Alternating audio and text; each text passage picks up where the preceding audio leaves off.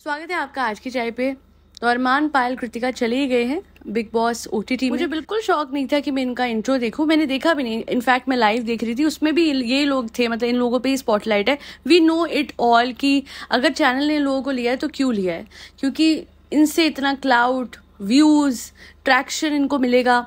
इसलिए नहीं कि चैनल वाला पर्सपेक्टिव है कि इतने चैनल्स हैं, इनके खुद के चैनल पे उतने व्यू नहीं आते हैं। लाख व्यू आते हैं मुश्किल से एक व्लॉग पे, कभी कभार हो जाए ऊपर तो हो जाए। कोई फैक्टर है जिसकी वजह से उनको लिया गया है तो वो ये 2 बीवी वाला फैक्टर है, जिसकी वजह से लोग ज्यादा इंक्विजिटिव बनते हैं जानने के लिए कि 2 बीवियां हैं तो लड़ाई होती होगी या नहीं, पति कैसे बिहेव करता है। रियली हैप्पी कि मैंने इंट्रो देखा, बिकॉज जहां हर इंटरव्यू में पायल एक झूठा सा सिनेरियो दिखाती है कि वो तो बड़ी खुश थी, वो तो बड़ी एकदम कंटेंट थी इस बात से कि ओहो हो यू नो अरमान ने शादी कर ली तो क्या हो गया एंड ऑल।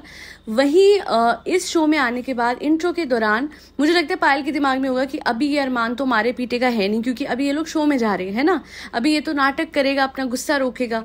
तो पायल ने पूरा सच सामने रखा, वो इमोशनल भी हुई, जो कि वो अगर आप देखेंगे हर इंटरव्यू में होते होते रह जाती है, बिकॉज उसको कहीं ना कहीं अरमान ये बोलता है कि भाई तुम्हें यह दिखाना है कि तुम बहुत खुश हो, जबरदस्त है तुम्हारी जिंदगी। तो वो ये सब बातें हमेशा हाइड करती रही। हालांकि इस बार पायल ने बोला कि इन बातों पे हंसी आ रही होगी, पर वो जो मजाक हुआ था, जहाँ पे पायल ने मजाक में कहा था कि ऐसे थोड़ी ना होता है, अच्छा कर लो शादी, अगर कर सकते हो तो कर लो। तो अगले दिन जाके कोर्ट मैरिज कर रही हो, फोटोएं भेज दी। तो उसने यही कहा कि ये बातें मैं रोक नहीं पाई, अगर रोक सकती होती तो शायद ऐसा नहीं होने देती। तो वो भी नहीं होने देना चाहती थी ये सब कुछ, जो ये नोशन फैलाई जाती है कि शी इज वेरी हैप्पी, ये सब जो हो गया, नहीं, उसकी मजबूरी बन गई कृतिका, वरना वो भी ऐसा नहीं, वो कोई सुपर वुमन नहीं है, बहुत बेहतरीन इंसान भी नहीं है, क्योंकि उसके बारे में बहुत बातें फैली थी। बट अभी जो बात 2 बीवी वाली लोग कहते हैं ना कि अरे अरे वो तो कितनी बड़े दिल की है, देखो कितने अच्छे से रहती है कृतिका के साथ, वो उसकी मजबूरी है। जिंदगी पढ़ाई लिखाई में इसने ध्यान नहीं दिया, इंडिपेंडेंट नहीं बनी, और आज अरमान जैसे आदमी पे डिपेंडेंट होना पड़ा। उस टाइम पे इसका बेटा भी था, उसकी परवरिश को लेके भी, क्योंकि मैं आपको बता दूं ये रूमर्स भी उठे थे और कहीं ना कहीं ये बात सच भी है कि जब अरमान से चली गई थी दूर पायल, तो वो अपने घर तो गई नहीं थी, तो वो किसी के घर चली गई थी। एंड फिर वहां पे जब वो भी इसके बेटे का खर्चा नहीं उठा पाए and that person was not stable enough, तो she had to come back. और जो भी कुछ था अल्टीमेटली पायल को अपनाना पड़ा, क्योंकि अपने बेटे के फ्यूचर के लिए उसको यही सही लगा। और हमारे देश में एक बात जरूर है कि जो भी इंसान गलत रास्ते पे चलता है या फिर कंट्रोवर्सी क्रिएट करता है, मतलब पूरा बिग बॉस में तो ऐसे लोग भरे पड़े हैं, हार्डली कुछ लोग होंगे जो अपनी मेहनत से आगे बढ़ के आगे आए हैं, वरना सब लोग जो ऑनलाइन कलेश करना जानते हैं या ऑफलाइन कलेश करना जानते हैं, मोस्ट ऑफ द टाइम्स आप देखेंगे कि वही कंट्रोवर्शियल लोग जो हैं वो बिग बॉस में आते हैं। और हम ऐसे ही लोगों को अनफॉर्चुनेटली इन्फ्लुएंसर भी बना देते हैं सोशल मीडिया पे। तो हालांकि ये बात भी सच है कि अरमान का इन्फ्लुएंस इतना बुरा रहा है हमारी सोसाइटी के लिए कि ऐसे और भी मल्टीपल व्लॉगर्स आ गए हैं जिनकी मल्टीपल बीवियां हैं। हालांकि मैं इतना पूछना चाहूंगी कि वाह मिस्टर अरमान मलिक, तुम ये सब जस्टिफाई करते हो, बट जब मैं लाइव देख रही थी तो एक लड़के से हंसी मजाक करी थी, एक यूट्यूबर लड़का है, मुझे उसका नाम नहीं पता, तो कृतिका कह रही थी अब हम ना, मैं इसका नाम वैसे 330 मैंने रखा हुआ, तो 330 कहती है अब हम लोग ना पोछम्बा खेलेंगे और उसके बाद ना चिड़ियाउट भी खेलेंगे, चिड़ियाउट। तो उस लड़के ने कहा हाँ हाँ चिड़ियाउट खेलेंगे। तो कहता क्या है अरमान कि ये ना हो चिड़ियाउट खेलने में हाथ पर थप्पड़ पड़ जाए तो बिग बॉस बुला ले। हालांकि लड़के ने सही जवाब दिया कि कहीं भाई आपको थप्पड़ पड़ गया तब बिग बॉस ना बुला ले। तो ये 2 मिनट में सड़ गया। सोचो, इसकी बीवी ने किसी से बात कर ली तो ये उस बात पे सड़ गया। यहाँ पे ये दूसरी औरत को घर पे ले आया और पायल तो सिर्फ रोई है, कोई और होती तो उल्टे हाथ का देती और आउट कर देती, है ना। बात वही है कि पेट्रियार्कल सोसाइटी में एक आदमी 2 औरतों को घर में लाके कहता है कि एडजस्ट करो, और तुम्हें दोनों को एक दूसरे को सहना पड़ेगा और दुनिया को दिखाना भी पड़ेगा कि तुम कितना एडजस्ट करके जीते हो। इसने अभी एक इंटरव्यू दिया जिसमें कहा कि मेरी बीवियां ये जो लड़ाइयां करती हैं इसे व्लॉग के लिए करती है, वरना जबरदस्त फ्रेंडशिप है इनमें। ओ भाई, ये दुनिया को मत सिखा, क्योंकि हमें पहले से पता है, दिखता है ये हल्की फुल्की लड़ाइयाँ झूठी हैं। असली लड़ाई तो आप दिखाओगे भी नहीं, वरना आपका चैनल डूब जाएगा। जिस तरीके की असली में लड़ाइयाँ होती होगी ना, और वो जो हालत थी पायल की वो टूट गई स्टेज पे। आज तक किसी इंटरव्यू में पायल नहीं रोई, क्योंकि उसे घर पे जाके डर था कि ये आदमी पीछे पड़ेगा। एंड बहुत अच्छा हुआ, पायल ने बहुत बढ़िया करा कि इसकी असलियत वहीं रखी और वहां पे वो रोने भी लगी, ये दिखाने के लिए कि कोई सुखी नहीं रह सकता इस शादी में। पहली बार मुझे लगा कि पायल ने सही काम किया, ये दिखा के कि कोई आइडियल कॉन्सेप्ट नहीं है। It is as complicated and as unethical as it can ever be. तो मुझे अगर आप बोलेंगे कि इन लोगों का आना कैसा लगा, देखिएगा तो लास्ट टाइम भी मैंने बहुत पॉडकास्ट बनाई थी कि ये लोग ना आ पाए, और ये लोग नहीं आए थे। कहीं ना कहीं जनता ने इतना आवाज़ उठाई, रिएक्शन चैनल्स ने इतनी आवाज़ उठाई कि इन लोगों का आना रुक गया था। इस बार ये इसलिए आए हैं बिकॉज अगर आप देखेंगे मेन बिग बॉस में नहीं आए, और आना इनका सही भी नहीं है। OTT में आए हैं जहाँ पे जो जनता है वो मोस्टली फैमिली वाली नहीं होती है, या फिर उतनी फैमिलीज नहीं देखती हैं। अभी भी इनका इन्फ्लुएंस रिस्ट्रिक्टेड है टू OTT प्लेटफॉर्म्स।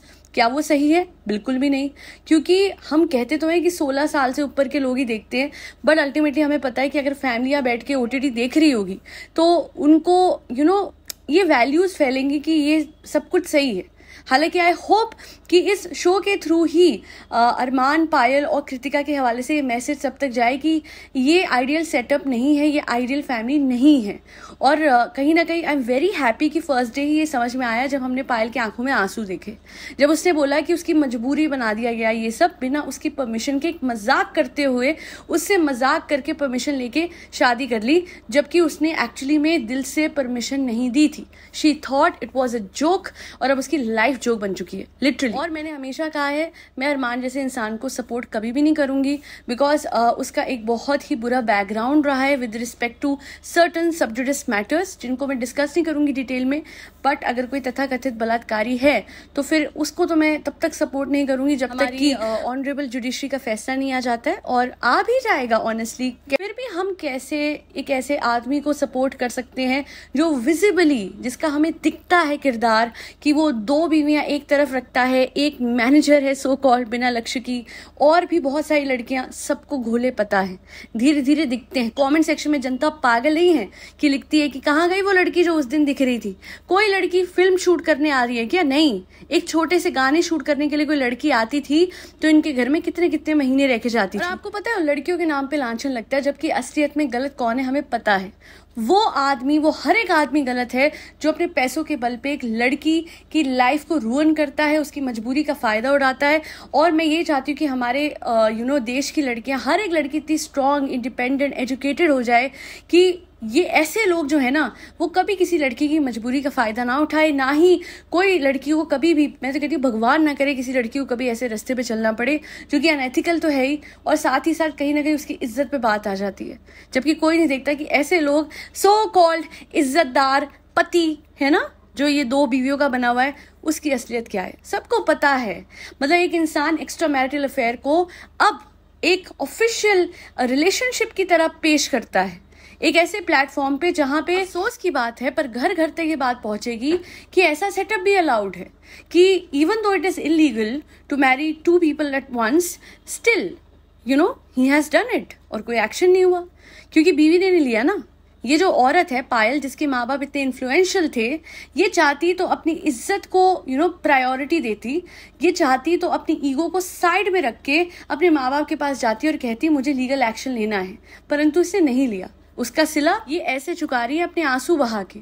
हमें नहीं दिखता, पर सच तो ये है कि Payal is suffering and to an extent कि वो दिखा भी नहीं सकती, क्योंकि अगर इसने दिखा दिया तो ये आदमी इसकी क्या गत बनाएगा। अगर आप लोगों को ये दिखता हो ना कि ओहो इतने तो पैसे हैं, गाड़ी है, शोहरत है, व्यूज है, फेम है, तो मैं आपको बता दूं कि ये सब कुछ नील बटा सन्नाटा हो जाता है जब एक औरत को घुटन भरी जिंदगी अपने खुद के घर में अपने सौतन के साथ रहनी पड़ी। सोच के देखिएगा, it is a disgusting setup to live in. और मैं आपको ये भी बता दूं कि जो जबरदस्त व्लॉगर है ये बहुत सड़ गया था जब पायल रोई थी। इस वजह से ये कहता है कि अगर मैं किसी को जीतते हुए देखना चाहता हूँ between Payal and Kritika, then it has to be Kritika. पूछा गया क्यों, तो कहता है कि अगर एक इंसान से अगर पायल का कोई क्लैश हो जाता है तो वो कभी माफ नहीं करती, वो उस इंसान के पीछे पड़ जाती है। वेयर एज कृतिका का दिल बहुत बड़ा है तो वो सामने वाले को हाथों हाथ माफ भी कर देगी और सेकेंड मोमेंट पे वो चाय पिला देगी। पर मैं ये कहना चाहती हूँ कि मिस्टर अरमान मलिक, इससे बड़ी बात क्या होगी कि सब कुछ साइड में रख के, हर बात को इग्नोर करते हुए पायल ने कृतिका को अपनाया, उसके बच्चों को अपनाया और एक घर में अपनी सौतन के साथ रह रही है। तुम और चाहते क्या हो उससे? सिर्फ इसलिए कि वो रो दी तो तुमने ये बदला उसी टाइम खड़े खड़े निकाल दिया, ये कह के कि मैं चाहता हूँ अगर किसी को जीतते हुए देखते हो तो वो पायल नहीं है, कृतिका है। पायल को सच में उस टाइम पे बड़ा हारा हुआ फील हो रहा होगा कि भाई इतना कुछ बर्दाश्त करा इस दिन के लिए, कि खड़े खड़े वो कृतिका को बड़े दिल वाला और पायल को, जिसने सौतन को एक्सेप्ट कर लिया, उसे छोटे दिल वाला कहे। कभी कभी तो ऐसा लगता है कि अरमान और कृतिका, पायल का पिछले जन्म का कोई ऐसा कर्म है जो इस जन्म में ना चाहते हुए भी उसे सहना ही पड़ेगा। आज के लिए इतना ही। मैं कभी भी इस फैमिली को जिंदगी भर सपोर्ट नहीं करूंगी।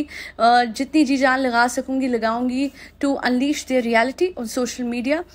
दैल बी ऑल। गेरा दीक्षित जी, चंद्रिका जी, वड़ा पाव वाली जी पे भी आएगा मेरा reaction. So please stay tune on my channel. बहुत शुक्रिया मेरे चैनल देखने के लिए। और अगर आपको मेरी ये पॉडकास्ट पसंद आई है तो आपको पता है आपको क्या करना है। आपको लाइक शेयर सब्सक्राइब से भी पहले फरी बच्चों को खाना खिलाना है, जिसमें कैट्स, डॉग्स, गौ माता और बर्ड्स सब आते हैं। और घर आने वाले हर इंसान को जो आपको पैकेज देता है या फिर कोई कोरियर लेके आता है तो उनको पानी जरूर पिलाइएगा, पर अपनी सेफ्टी को मद्देनजर रखते हुए। जय श्री राम, राधे राधे, हरे कृष्णा।